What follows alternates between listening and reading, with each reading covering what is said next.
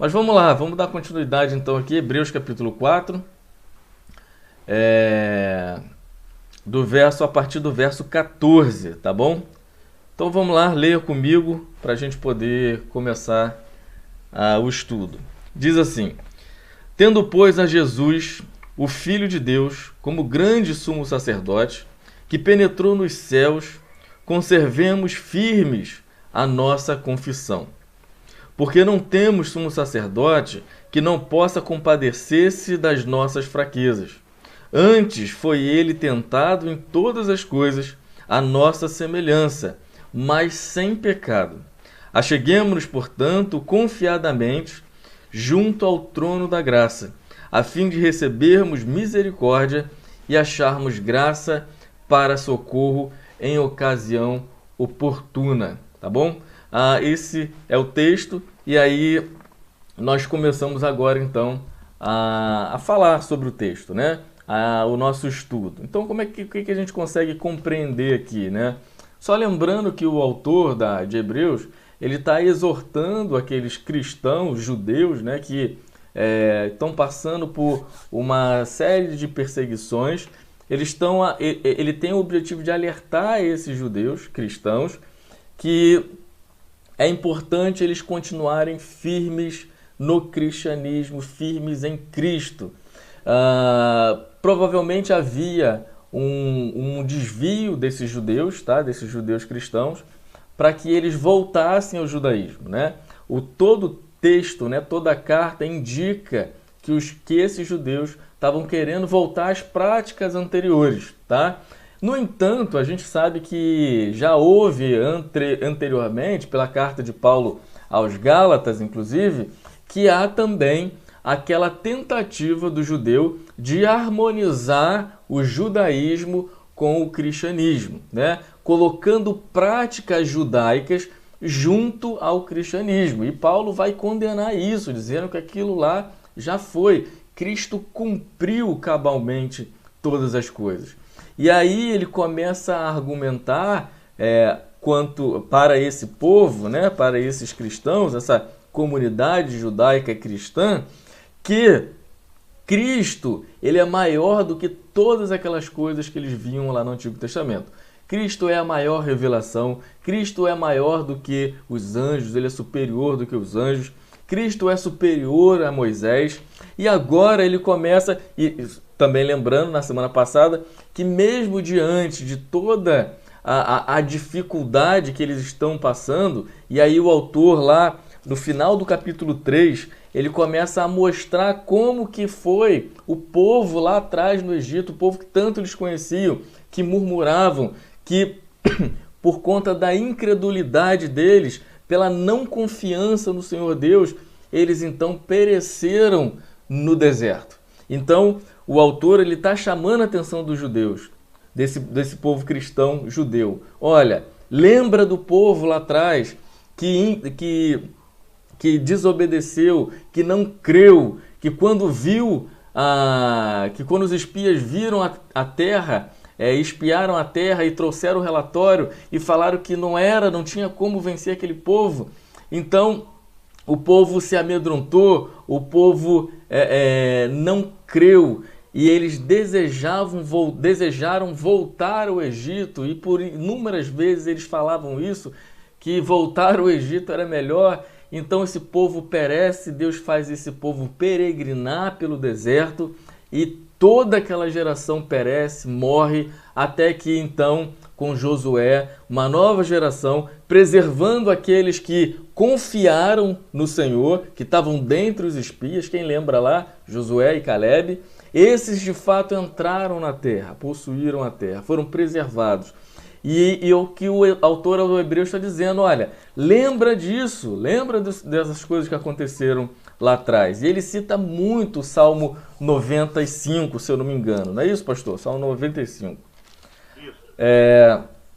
Depois ele começa a argumentar que mesmo diante de toda essa perseguição, olha, haverá um descanso. De fato, Cristo Jesus, ele não disse que para os seus seguidores que ia ser uma vida tranquila e mansa aqui na terra. Ele não disse para os seus seguidores que eles iam ter a melhor embarcação do Rio Jordão, a melhor embarcação do Lago de Genezaré, ou Mar da Galileia. Ele não promete essas coisas, que eles iam ter o melhor camelo ali da região. Então não tem, a gente não vê Jesus prometendo essas coisas. O que Jesus diz para aqueles que querem seguir é: pegue a sua cruz e me siga. Isso é o que ele diz. E ele promete algo que nenhum outro prometeu: uma vida eterna, uma vida de descanso. Ele é o descanso. Ele é o verdadeiro sábado. Irmãos, vocês vão carregar a tua cruz. Porém, no final disso, vocês vão ter um descanso. Eu sou o descanso. E aí, Armando, o presbítero Armando, trabalhou isso bem na última aula. Se você não viu, vai lá, o vídeo está no meu canal e também está no canal da igreja. Assiste a aula da semana passada, tá bom? Então, exatamente isso. E como que então eu vou passar por tudo isso? Com a palavra. Irmãos, tenham em mente, o tempo todo a Escritura vai fazer menção dela mesma para poder ter um relacionamento com Deus, porque é nela, na Escritura, que conhecemos a vontade de Deus. O próprio Jesus vai dizer lá, em João capítulo 14, que aquele que me ama, quer dizer, Jesus, né? Não eu, Thiago, estou aqui fazendo de modo figurado, aquele que me ama guarda as minhas palavras. Sabe o que quer dizer isso, irmãos? Aquele que me ama tem um relacionamento comigo porque conhece a minha vontade. Você ama Jesus Cristo? Guarda as palavras dele? Não, Tiago, eu não guardo. Não guardo porque eu não consigo ler, eu não entendo. Não importa, ele não está dizendo para você ler porque gosta. Você lê porque quer ter um laço de intimidade com o Senhor. E muitas vezes, quando você lê a Escritura e você não entende, dentre a congregação, no corpo, o Senhor vai se revelar, em algum momento ele vai falar com você. Quem nunca passou por isso? Isso já aconteceu comigo, inclusive no seminário. Deixa eu colocar o pastor aqui para a gente dialogar aqui com relação a isso.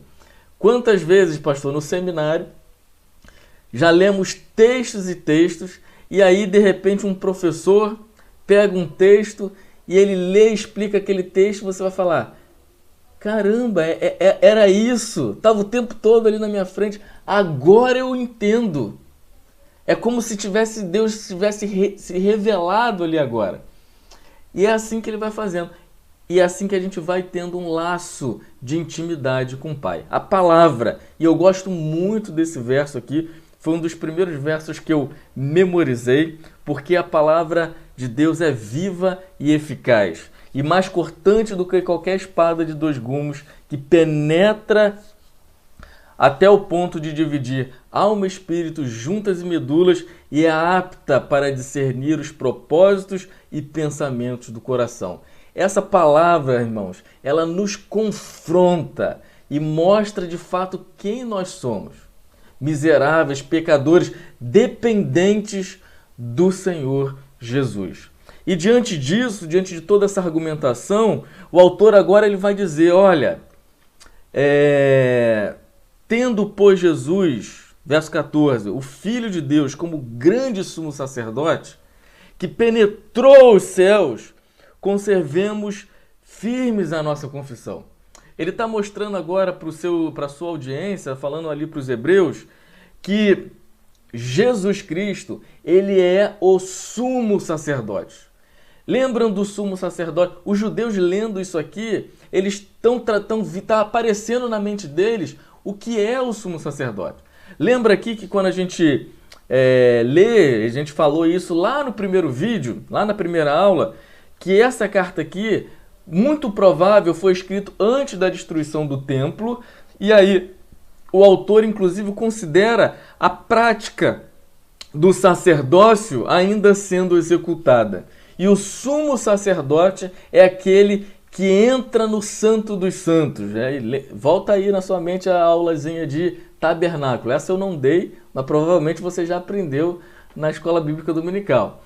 No tabernáculo existiam várias seções ali, e uma das seções, só quem podia entrar era o sumo sacerdote. E ali era chamado de o Santo dos Santos. Tinha um véu, uma cortina grossa, que só o sacerdote ali entrava, e ali ele fazia as petições ali em prol do povo, onde aspergia o sangue sobre a arca da aliança. Então, o autor está dizendo o seguinte: o sumo sacerdote, quando ele começa a falar aqui, olha, o sumo sacerdote, muito provável que aqueles judeus tenham em mente o sumo sacerdote que entra no Santo dos Santos. E agora então o autor diz: o Filho, Jesus Cristo, Filho de Deus, ele é o grande sumo sacerdote, que ele não entra em um lugar onde tem um véu, inclusive nós já vimos isso, embora ele não aponte aqui, mas o véu do templo foi rasgado, não existe mais essa separação. Agora Cristo intercede por nós junto ao Pai nos céus. Não é num lugar físico, ele está lá nos céus intercedendo. Ele é o grande sumo sacerdote que penetrou nos céus. O lugar onde o sumo sacerdote fica não é atrás de um véu, mas é no céu. Por isso, conservemo-nos firmes a nossa confissão.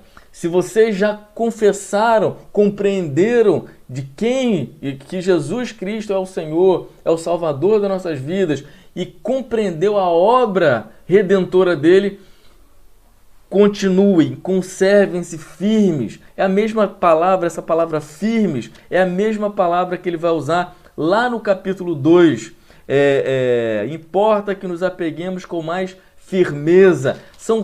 É o tempo todo o autor reafirmando a mesma coisa, exortando da mesma maneira para que aqueles judeus cristãos compreendessem de fato que aquilo em quem eles creram até agora é a verdade.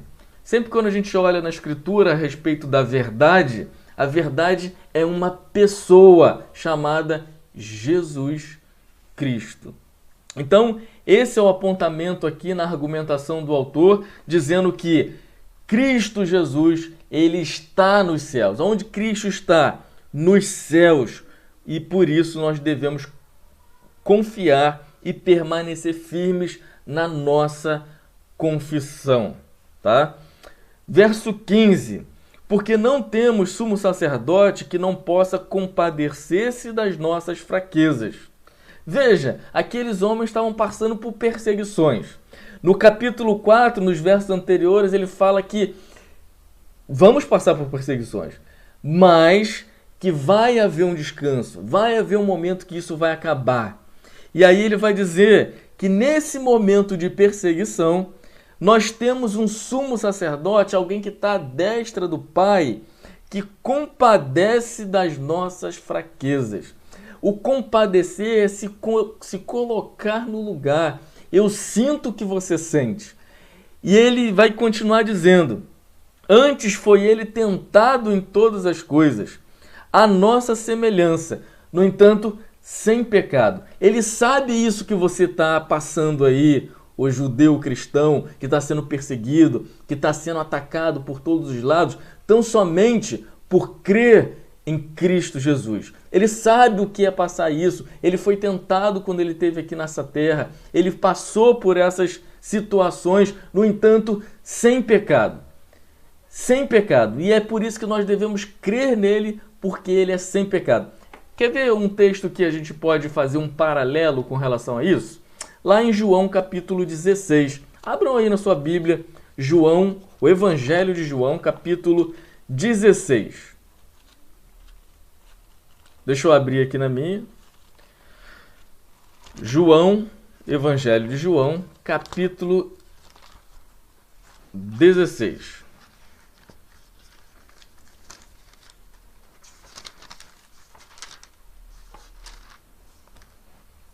Jesus ali falando de quem ele é para a sua audiência. E aí, veja bem aqui a partir do verso 28. Ele dizendo que ele veio do Pai. E olha lá, vamos lá. Vim do Pai, entrei no mundo. Todavia, deixo o mundo e vou para o Pai. Né? façam aí a correlação com o texto que a gente está lendo. 29. Disseram seus discípulos: agora que falas claramente e não empregas nenhuma figura. Olha o 30. Agora vemos que sabes todas as coisas e não precisas de que ninguém te pergunte. Por isso cremos que de fato vieste de Deus. Agora a sua audiência, aqueles discípulos que estavam acompanhando, eles estão dizendo para Jesus: agora nós cremos, a gente entende, a gente sabe que você veio de Deus, veio do Pai. E Jesus, no verso 31, credes agora? Eis que vem a hora e já é chegada, em que sereis dispersos cada um para sua casa e me deixareis só. Contudo, não estou só, porque o Pai está comigo. E essas coisas vos tenho dito, para que tenhais paz em mim. No mundo passareis por aflições, mas tende bom ânimo, eu venci o mundo. O que eu quero trazer é essa parte final. Ele está dizendo para a sua audiência: vocês vão passar por aflições, vocês vão passar por dificuldades. Eu venci o mundo. Eu venci o mundo. É como quem diz o seguinte: pode confiar em mim, vem comigo que eu vou protegê-los, eu vou guardar vocês. Confiem porque vocês vão ver que Ele não diz que eu vou vencer, ele está indo aqui, ó. Se a gente vê o 17, a oração dele, no verso 18 ele já está no Getsemane. Então ele está dizendo: eu venci, a certeza daquilo que ele já fez na eternidade. E ele está dizendo para aqueles homens: tem de bom ânimo, vocês estão tratando, vocês creram agora em alguém que é poderoso sobre todas as coisas. É como quem diz, eu não quero fazer a aplicação agora, vou deixar isso com o pastor Alexandre, mas é como quem diz, né? O pai, vamos colocar a figura do filho, né? Passando ali naquela noite tenebrosa, com muita chuva, trovoada, raio, e a criança no quarto dela, então ela fica com medo, desesperada, e ela corre para o quarto do pai. E ela ali abraça o pai, no colo do pai, ela encontra descanso, ela encontra segurança, porque ela sabe que o pai é maior do que ela. E ali o pai a protege, a acolhe. Mas, no entanto, esse pai, né, o pai que a gente está tratando, eu com meus filhos, eu não posso impedir com que a tempestade pare, com que os relâmpagos cessem, com que os trovões se ensurdeçam. Isso tudo vai continuar. No entanto, eu estou protegendo. E veja o que Jesus faz. Jesus, ele tem esse mesmo propósito. Se a gente olhar ainda no capítulo 17, ele vai dizer, no verso 11,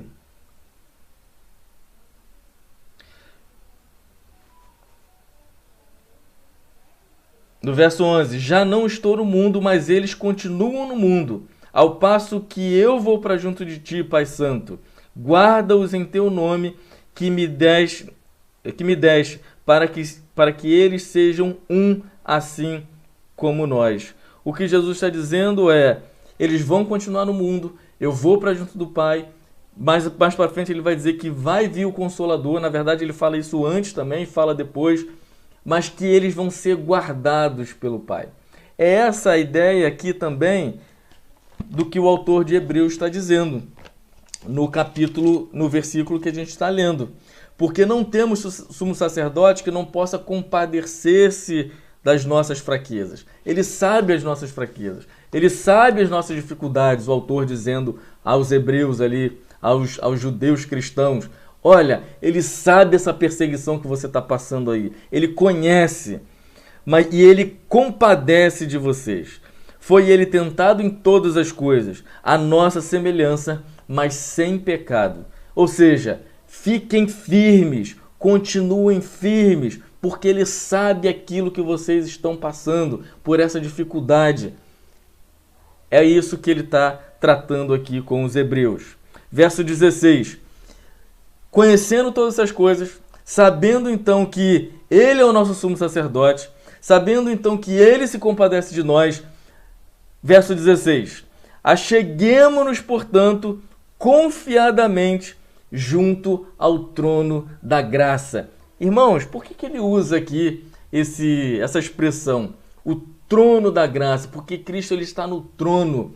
da graça, porque vocês estão recebendo esse cuidado, esse consolo, não porque vocês merecem, porque vocês poderiam perecer, assim como os irmãos lá do deserto, porque vocês também estão querendo voltar ao judaísmo, vocês estão querendo apostatar. Mas ele está dizendo aqui, olha, cheguemos junto ao trono da graça, porque você, ainda que você não mereça, ele cuida de você.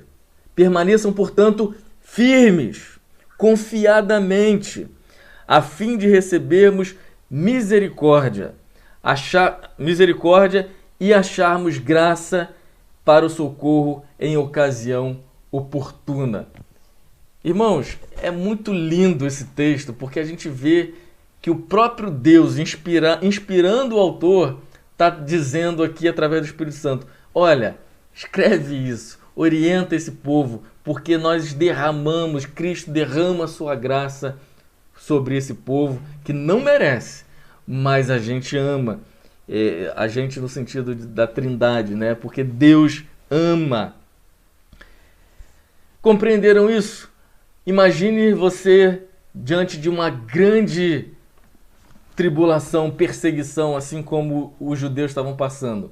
Agora, lendo isso na comunidade, eles começam a pensar, nós não podemos largar esse Cristo. E isso vai ser argumentação, essa argumentação vai continuar a ter os seus desdobramentos, e aí vai haver um momento em que, de fato, na verdade, durante a exposição, Cristo vai se revelando como superior ao sacerdócio e ao sumo sacerdócio que os judeus tinham em mente até então. Esse é o trecho proposto para a aula de hoje.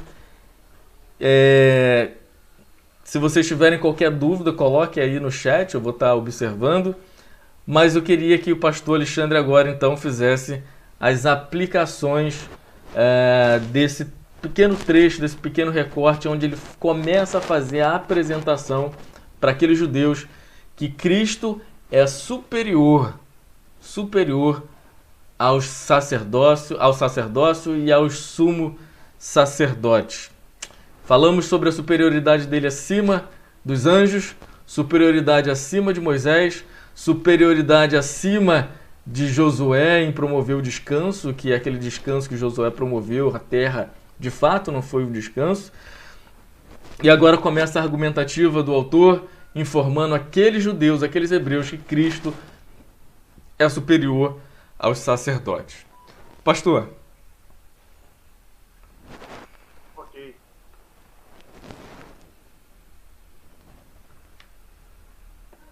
Ok, Thiago.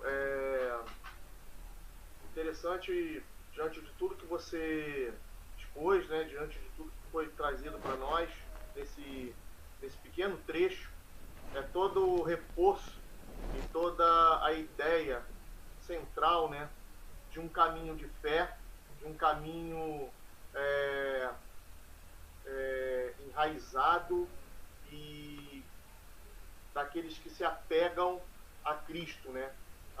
Porque nessa carta a gente vai ver claramente que um dos temas principais realmente é essa questão do sacerdócio de Cristo, né? Ele vai apresentar isso, ele vai mostrar isso claramente, né? De maneira muito clara para a gente, o entendimento de que em Cristo Jesus nós podemos encontrar paz, segurança. Em Cristo Jesus nós podemos encontrar um caminho e um acesso livre de qualquer impedimento, né? Você estava falando, e eu acho que eu já comentei aqui sobre essa ideia, né, daquele povo que recebe essa carta e tem em mente, né, a Torá, né, os 5 livros da Bíblia, um conhecimento com certeza pleno das Escrituras do Antigo Testamento e de toda aquela realidade do chamado de Deus para a santidade, né, para a vida com Deus e para a santidade, né, e de estar em comunhão com Deus, né. E isso é mostrado, você traz nesse texto todo esse reforço dessa ideia. Olha, lá é como sombra, é como lembrar de Levítico, muito comparadamente pensando aqui, né, da ideia de Levítico, né, onde são chamados ali o povo de Israel, o povo hebreu, são chamados a serem santos, né? Santos por quê? Porque Deus é santo. Então Deus vai e oferece a eles e mostra através das leis, né, através de uma lei para obediência, para se cumprir, para se fazer, para que realmente encontre e tenha um encontro com Deus e vejam as suas necessidades sendo satisfeitas em Deus, no sentido de que Deus mostra lá, olha, vão ser através de ofertas, vai ser através de um sacerdote, vai haver um tabernáculo, e nós vamos nos encontrar, e nesse tabernáculo nós vamos receber de vocês aquilo que, como oferta, como expiação, por conta do pecado, por conta de uma busca de purificação. Então Deus, ele dá essa demonstração, deu essa demonstração lá de leis de acesso a Deus, e também Deus deu as leis de comunhão com ele, né, de ver uma vida separadas, traz a ideia de santificação, sermos separados, né, e traz uma ideia também dessa comunhão com Deus. Ali em Levítico fala das festas, da maneira como eles haveriam de estar junto com Deus, de celebrar isso, de louvor e adoração a Deus, né? Promessas de aliança com Deus e de votos com Deus. E a gente vê tudo isso não mais como sombra, eles não deveriam olhar mais como sombra, mas como algo real, algo que é dentro dessa realidade em Cristo Jesus, de se viver e de saber que esse Senhor agora é aquele que a gente pode se aproximar, como Hebreus 10 fala pra gente, né? Nos aproximando dele por um novo e vivo caminho, que é Cristo Jesus. E é isso aí que você traz pra gente nesse pequeno trecho, ainda fazendo todo o reforço, né?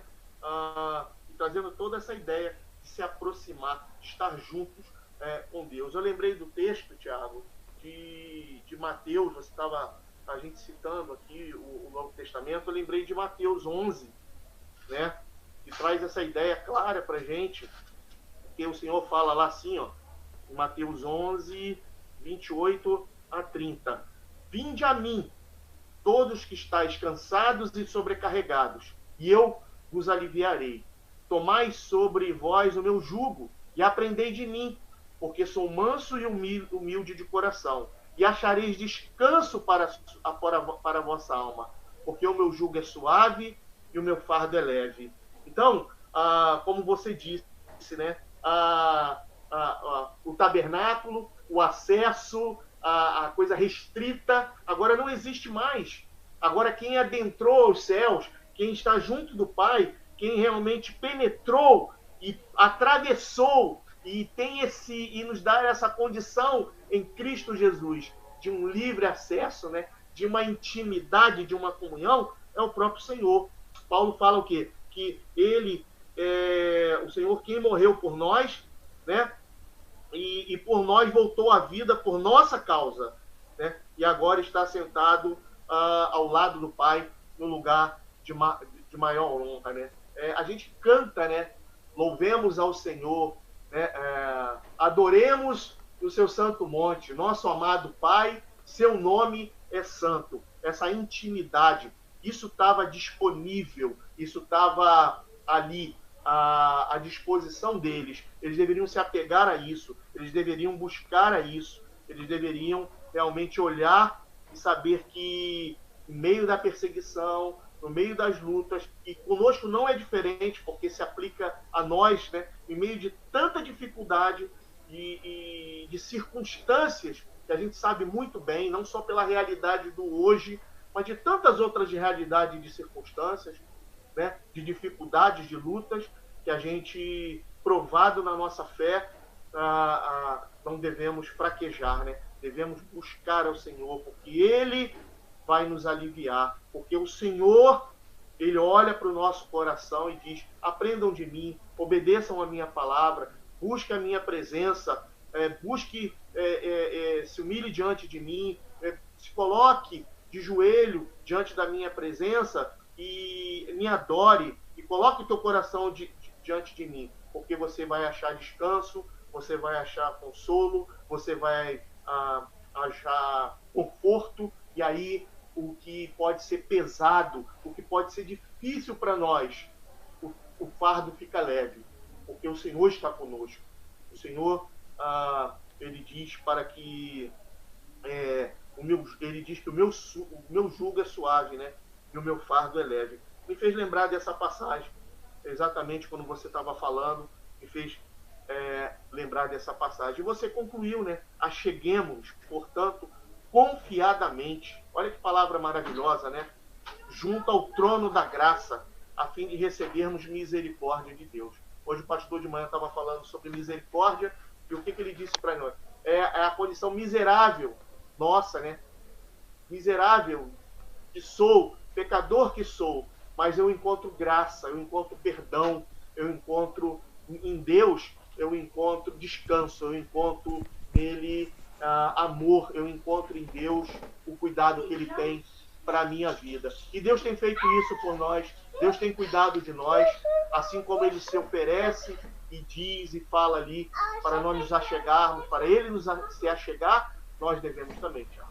É a maneira como eu entendo esse primeiro momento e como eu creio que Deus possa trazer uma boa aplicação para a nossa vida e para aquilo que a gente tem vivenciado.